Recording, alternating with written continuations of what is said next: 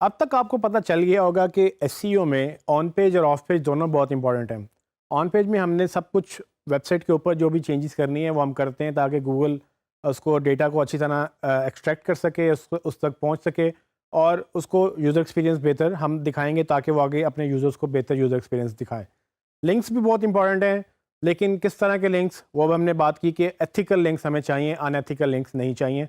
Ethical links आप बनाएं क्योंकि लिंक्स एक बहुत बड़ा रोल प्ले करते हैं रैंकिंग के ऊपर, क्योंकि गूगल उसको एज अ वोट काउंट करता है। लेकिन जब हम एथिकल लिंक्स की बात करते हैं तो अनएथिकल लिंक्स क्या हैं, किस तरह की प्रैक्टिसेस आपको अनएथिकल लिंक्स मतलब बन जाती हैं और किस तरह से गूगल उसको पेनल्टी किस तरह के लिंक्स को गूगल पेनलाइज कर सकता है, ये चीज़ें अंडरस्टैंड करने के लिए मैं आपको 4-5 एग्जांपल्स दूंगा अभी कि किस तरह से आपने लिंक्स नहीं बनाने। क्योंकि लिंक्स बनाने का जो एक मेन मैंने आपको तरीका बताया था वो है कंटेंट। कंटेंट आप जनरेट करेंगे, वो कंटेंट जनरेट करके दूसरों की वेबसाइट पे जब आप पोस्ट करेंगे वो सबसे अच्छा तरीका है। आप कुछ चीज़ें नहीं कर सकते जिनमें सबसे पहले लिंक एक्सचेंजेस हैं। तो चूँकि लिंक्स की अहमियत पहले बहुत ज़्यादा थी, अभी भी बहुत है, लेकिन गूगल अब बहुत ज़्यादा इंटेलिजेंट हो चुका है। तो पहले गूगल इतना स्ट्रिक्ट नहीं था, इतना लोगों को बॉदर नहीं करता था, इसलिए लोग जो हैं लिंक्स की स्पैमिंग शुरू मतलब करते रहे और डिफरेंट तरह से उन्होंने लिंक्स बनाना शुरू कर दिए। लिंक एक्सचेंजेस उसमें से एक एग्जांपल थी, लेकिन अब चूंकि गूगल स्मार्ट हो गया है, गूगल इन चीज़ों को वैसे ही वो पकड़ लेता है। सो लिंक एक्सचेंज क्या होता है? लिंक एक्सचेंज में आप देख सकते हैं कि वेबसाइट अगर ए वेबसाइट बी को लिंक दे, तो हमें पता है कि ये ए ने लिंक दिया बी को, इससे बी को फ़ायदा होगा क्योंकि जब गूगल ए को क्रॉल करेगा तो वेबसाइट बी जो है उसकी रैंकिंग अप जाएगी, डिपेंडिंग ऑन कि उसकी अपनी वर्ड्स क्या थी, वो लिंक किस तरह का लगा हुआ है, वगैरह वगैरह जो हम पहले बात कर चुके हैं। लेकिन अब लोगों ने क्या किया कि लोगों ने फेवर्स देना शुरू कर दिए। मैंने आपको लिंक दिया, आपने मुझे लिंक दे दिया, सो बेसिकली गूगल आपको भी बेनिफिट देगा, मुझे भी बेनिफिट देगा। अल्टीमेटली क्या होगा, गूगल ने जब ये प्रैक्टिस अंडरस्टैंड की, उसने कहा कि नहीं, अगर आप एक वेबसाइट को लिंक देते हैं और वेबसाइट आपको भी लिंक देती है तो दोनों का इफेक्ट कैंसिल हो जाएगा। इससे क्या होगा कि आप किसी से फेवर ले नहीं सकते। अगर मैं आपकी वेबसाइट को लिंक दूंगा तो मैं चाहूँगा कि आप मुझे ना दें, या आप चाहेंगे कि आप मुझे ना दें, बिकॉज आपको मेरी वजह से फ़ायदा हो रहा है। अगर आप भी मुझे लिंक देंगे तो दोनों का इफेक्ट कैंसिल हो जाएगा, गूगल उसको कंसिडर नहीं करेगा, ना आपको वैल्यू मिलेगी ना मुझे वैल्यू मिलेगी। तो इसके लिए एक और तोड़ निकाला उन्होंने। उन्होंने क्या किया कि क्रॉस लिंकिंग शुरू कर दी। क्रॉस लिंकिंग इस तरह से हुई कि मैंने आपकी एक वेबसाइट को लिंक दिया, आपने किसी दूसरी वेबसाइट से मेरी दूसरी वेबसाइट को लिंक दिया। तो बेसिकली हुआ ये कि मैंने आपको फेवर तो दी, लेकिन उसी वेबसाइट से फेवर वापस नहीं ली, मैंने फेवर एक और वेबसाइट से एक और वेबसाइट के लिए ली। तो इससे भी लोगों ने ट्रेडिंग शुरू कर दी।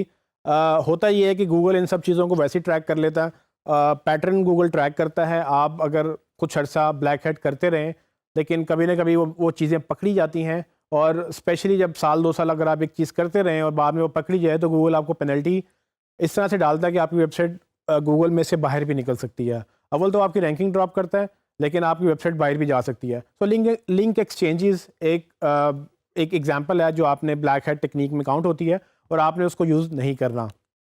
दूसरी एग्जांपल है पेड लिंक्स। ये पेड लिंक्स की इजाद जब हुई, बेसिकली हुआ क्या कि जब गूगल ने थोड़ा सा स्ट्रिक्ट किया अपना लिंक्स का मॉडल, तो लोगों ने क्या किया कि उन्होंने फेवर्स देने की बजाय उन्होंने पैसे देना शुरू कर दिए कि भाई ठीक है, आप मुझे लिंक दें, मैं आपको पैसे दूंगा। सो इस सिनेरियो में वेबसाइट ए को पैसे दे रही है, लिंक नहीं दे रही, और वेबसाइट ए उसके अगेंस्ट वो वेबसाइट बी को लिंक दे रहा है। इससे क्या हुआ कि अब लोगों ने इसको भी एज अ बिज़नेस बना लिया और लिंक रेंटिंग एक जो है वो टर्म ईजाद हुई, जिस तरह से आप अपने घर का किराया देते हैं, लोग इस तरह से अपने एक लिंक का किराया देते थे कि हर महीने 40, 50, 100, $200 डिपेंडिंग ऑन कि वेबसाइट ए की क्या वर्थ है, कितना पीआर का उसका लिंक है और कितने पीआर के लिंक से आपको वैल्यू मिल रही है, उसकी प्राइस उसके साथ बढ़ती चली जाती है। ये प्रैक्टिस भी गूगल ने स्टॉप की। गूगल ने बाकायदा गाइडलाइंस निकाली। उन्होंने कहा कि अगर आपने किसी से लिंक्स लेने हैं तो आप उसको पैसे नहीं देंगे, अव्वल तो ये। लेकिन दुनिया भर में ये बिज़नेस रुक तो सकता नहीं है, क्योंकि अगर टेक क्रंच किसी मोबाइल फ़ोन को रिव्यू कर रहा है तो उनको लगेगा कि इन्होंने पैसे दे के रिव्यू लिखवाया।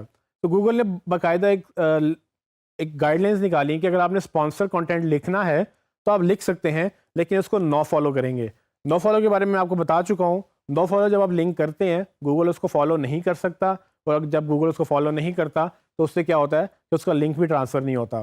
तो गूगल ने कहा कि आप बिज़नेस करें, आप बेसिकली अगर आपको ट्रैफिक चाहिए, कोई लोग आपको पैसे दे रहे हैं, आपकी वेबसाइट अच्छी है और कोई एडवर्टाइज़र आके कहता है कि जी मेरे इस प्रोडक्ट के बारे में लिखो और मैं आपको इतने पैसे दूंगा अगर आप इस प्रोडक्ट को रिव्यू करेंगे, तो वो एक बिज़नेस ठीक है, लेकिन अगर आप उसको लिंक भी दे देंगे तो वो आपके लिए नुकसानदेह साबित हो सकता है, क्योंकि गूगल की नज़र में वो एक पेड लिंक होगा। आपने बाकायदा मेंशन करना है कि ये कंटेंट स्पॉन्सर्ड है और आपने उस लिंक को नो फॉलो करना है। तो ये गाइडलाइंस अगर आप फॉलो नहीं करेंगे तो आप पेड लिंक्स की कैटेगरी में जाकर अपनी वेबसाइट ब्लॉक करवा लेंगे अगर आप इस तरह की प्रैक्टिस कंटिन्यू करेंगे।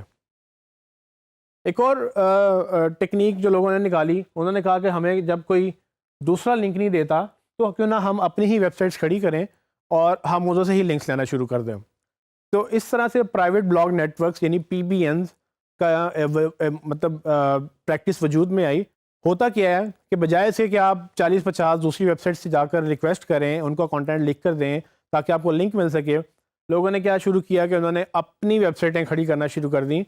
Different hosting lease, cheap hosting lease, सस्ती होस्टिंग लेकर छोटी छोटी सस्ता कंटेंट लिख कर उन्होंने वेबसाइटें खड़ी कर ली और वहाँ से लिंक देना शुरू कर दिया अपनी मेन वेबसाइट को।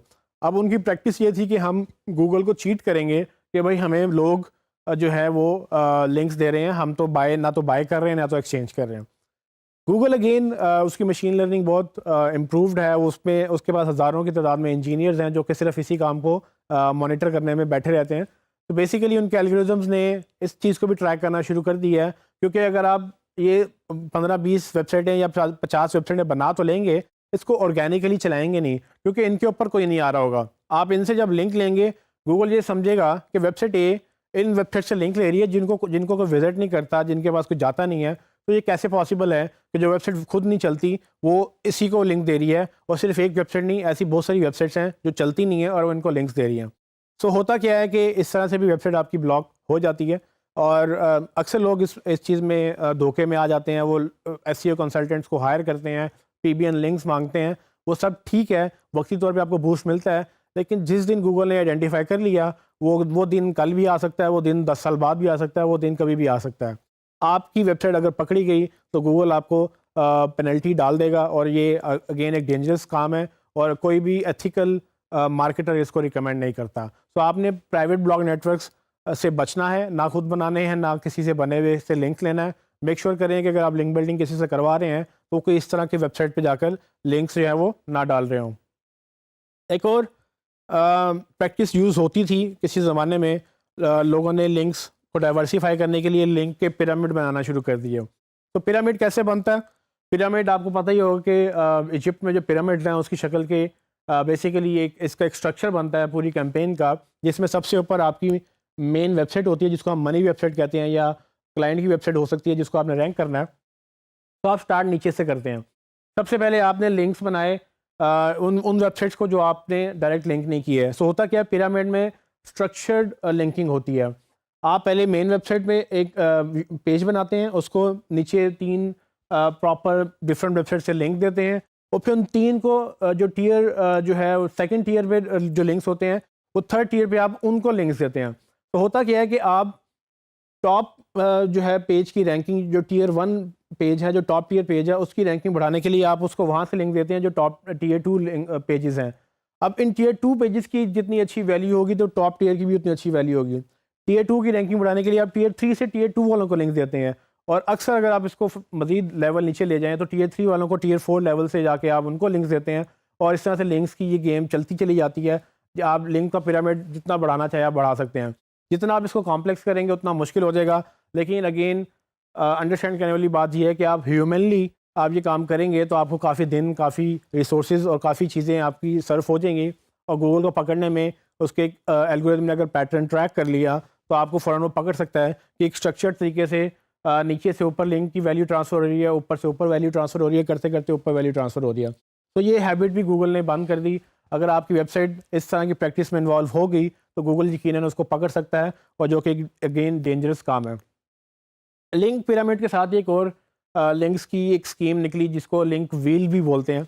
लिंक व्हील में पिरामिड की तरह ही लिंक्स का एक स्ट्रक्चर होता है, लेकिन इसमें टॉप टू बॉटम या बॉटम टू टॉप लिंक्स नहीं होते हैं, इसमें बेसिकली सर्कुलर लिंक्स होते हैं। तो होता क्या है कि आपकी मेन वेबसाइट सेंटर में होती है जिसको आपने रैंक करना होता है, उसके अगेंस्ट आप छोटे छोटे सर्कल बनाते हैं कि आपकी एक मेन वेबसाइट है, उसको चार पेजेस से लिंक किया उस वेबसाइट को, और उस मेन वेबसाइट को लिंक किया आपकी प्राइमरी जो टियर 1 वेबसाइट है। तो ये छोटी छोटी अगर आप सर्कल ये देखेंगे तो सर्कल को आपस में भी उन्होंने लिंक करके उसकी वैल्यू बढ़ाई, उसके बाद उसको मेन वेबसाइट से भी लिंक किया। अब चूंकि इसको व्हील बोलते हैं तो ना सिर्फ वो मेन वेबसाइट से लिंक कर रहे हैं, वो सर्कल भी एक दूसरे से लिंक कर रहे हैं। तो प्रॉपर एक ये व्हील बनता है और इसको अगेन बनाने के लिए बहुत रिसोर्सेज और टाइम और दिमाग चाहिए। तो मैं ये रिकमेंड करूँगा कि अगर आपको इतना टाइम और इतना दिमाग है तो आप अगर एथिकल एसईओ करेंगे, अगर आप वो काम करेंगे जो गूगल आपसे मांग रहा है, तो आप इनसे ज़्यादा अच्छा काम कर सकते हैं। क्योंकि ये काम अव्वल तो है ही 2 नंबर बैंड है, और अगर आपने कर भी लिया तो आपका हमेशा ये आपके सर पे तलवार लटकती रहेगी कि कब ये बैन हुआ तो कब बैन हुआ। क्योंकि गूगल ने कभी ना कभी इसको पकड़ ही लेना है, और अगर गूगल ने इसको पकड़ लिया और अगर आपने अपनी वेबसाइट की थी वो तो नुकसान होगा ही, लेकिन अगर आपने क्लाइंट की वेबसाइट की थी तो इमेजिन करें कि वो ना सिर्फ आप उसका नुकसान होगा, आपका ताल्लुक भी ख़राब होगा, वो जो आपको बिजनेस आ रहा था वो भी बंद होगा, और अगर आपको प्रोफाइल में रिव्यू गंदा छोड़ देता है, अगर आप फ्रीलांसिंग कर रहे थे तो फॉर एवर वो रिव्यू वहाँ पर लगा रहेगा, आप उस प्रोफाइल के रिव्यू को मिटा नहीं सकेंगे। तो ये जितनी भी प्रैक्टिसेस हैं इनमें काफ़ी मेहनत और काफ़ी रिसोर्सेज चाहिए। अगर आपको लगता है कि आपके पास इतना टाइम है तो मैं आपसे रिकमेंड करूंगा कि इन प्रैक्टिसेस से बच के एक नंबर एसईओ करें, प्रॉपर एसईओ करें। पूरा कोर्स मैंने आपको बताया है कि किस तरह से आप एथिकल एसईओ कर सकते हैं। अगर आप वो एसईओ करेंगे तो अल्टीमेटली इन चीज़ों पे आपको जाना नहीं पड़ेगा और आप खुद ही अपनी वेबसाइट को रैंक कर लेंगे।